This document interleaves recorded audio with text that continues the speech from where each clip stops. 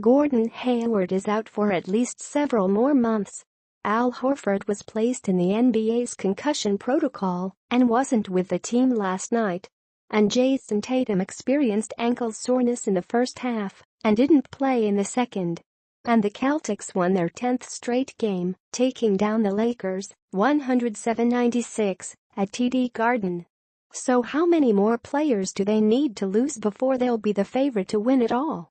Until we have only 4 left, I guess we're just going to keep playing, Coach Brad Stevens said.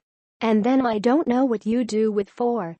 Last night against the Lakers, who are young and athletic, but were playing without Jerry West, Magic Johnson and Kobe Bryant, the Celtics found out what they'd do if they were playing without a requisite amount of good sense for a stretch of time.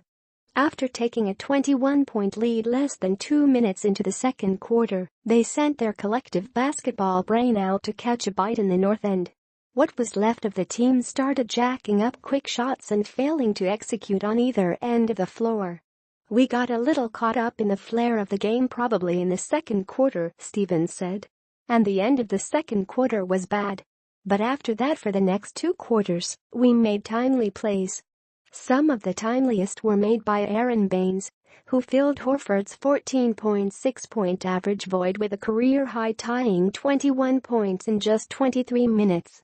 The Celtics came in with well-founded concern for the Lakers' leading scorer, Brook Lopez, but Kareem Abdul-Baynes outscored him by 11. And the loose once he leaves the court, Aussie wasn't just trying to grab some stats, while the getting was good. Shaquille Baynes still played his normal gritty game, getting 5 of his 8 rebounds on the offensive end and finding mates with 3 assists.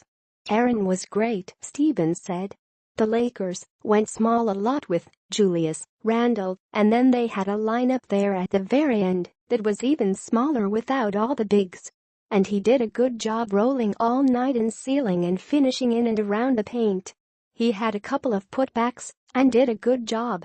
But Wilt sought no credit afterward. He said his production, 9 points better than his Celtics high and one of just 3 double-figure games in green, had nothing to do with trying to fill Horford's stat line. It wasn't so much that, I think, he said. It's just we have such great creators on this team. I just found myself in the right position, where I was just trying to make the right play and try and finish as best I could. So it's a compliment to the other guys on the team getting me the ball in great position. Marcus Smart, Kyrie Irving, all those guys just looking for me, and I appreciate it. Nor did Hakeem feel any additional freedom to look to the hoop. I don't know so much about that, Baynes said. If we just live within our system, then the system usually gives us what we need offensively. We definitely took a step back offensively tonight. We kind of started playing their game. We didn't live within our game and control the tempo. When we were able to control it, we started looking good. But as has been the case for most of the year, our defense is what really kept us in this game. As for dealing with all the team's injuries, Baynes again nodded to Stevens in the blueprint. That's the best thing about having such a good system and a good coach, he said. He puts us in the place where we need to be to succeed.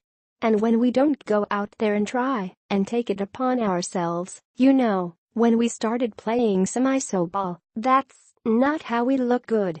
When we got back to moving it, that's when good things happen, and that's when we start having fun.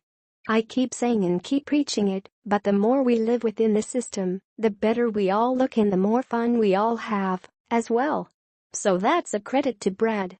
And it was a credit to Baynes when, with the Lakers having shrunk the Celtics' lead to 2 in the third quarter, he hit on a turnaround move inside to keep Law from a chance to tie. Kareem, Wilt, Shaq, Hakeem?